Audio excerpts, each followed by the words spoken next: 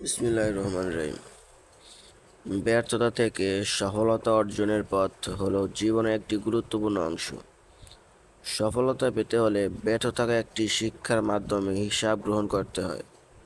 ব্যর্থতা কখনো শেষ নয়, বরং এটি নতুন করে শুরু করার একটি সুযোগ।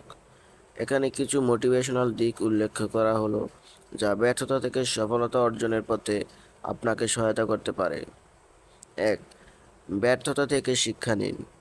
প্রত্যেক ব্যর্থতা আমাদের কিছু না কিছু শেখায়। আমাদের কী ভুল হয়েছে এবং কেন তা হয়েছে তা বিশ্লেষণ করে সমাধান খুঁজে পেতে হবে। এরপর সেই ভুলগুলো থেকে শিক্ষা নিয়ে আরও শক্তিশালীভাবে এগিয়ে যেতে হবে। ২.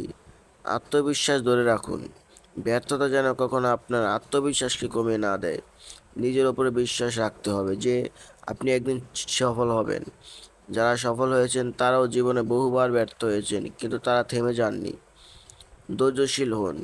সফলতার পথ কখনো সহজ নয়। দীর্ঘ সময় পরিশ্রম, ধৈর্য এবং অপেক্ষার প্রয়োজন হয়। ব্যর্থতা যেন আপনাকে লক্ষ্য থেকে সরিয়ে না দেয়। প্রতিটি চ্যালেঞ্জ আপনার শক্তি বাড়াবে। ইতিবাচক থাকুন। ব্যর্থতার পরেও ইতিবাচক মনোভাব ধরে রাখা খুব গুরুত্বপূর্ণ। ইতিবাচক চিন্তা আপনাকে নতুনভাবে চিন্তা করতে, সমস্যার সমাধান খুঁজে পেতে এবং নতুন সুযোগ তৈরি করার সাহায্য করবে। মনে রাখা সফল ব্যক্তির গল্প। অনেক বিখ্যাত ব্যক্তির জীবনেই ব্যর্থতা এসেছে। উদাহরণস্বরূপ, থমাস এডিসন বহুবার ব্যর্থ হয়েছিলেন বাল্ব আবিষ্কারের আগে, কিন্তু তিনি হাল ছাড়েননি। এমন অনেক গল্প আছে যা আপনাকে অনুপ্রাণিত করতে পারে। লক্ষ্যের দিকে দৃঢ় থাকুন। ব্যর্থতা যতই আসুক, আপনার লক্ষ্য যেন স্পষ্ট থাকে।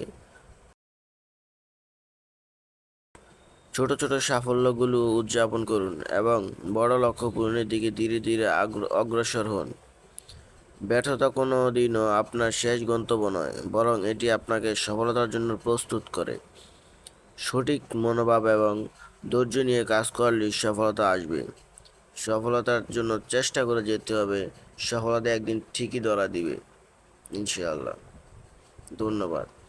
যারা এই চ্যানেলটিতে নতুন, তারা এই চ্যানেলটি সাবস্ক্রাইব করে পাশে থাকবেন। নতুন নতুন ভিডিও পেতে চ্যানেলটির সাথে থাকুন। ধন্যবাদ।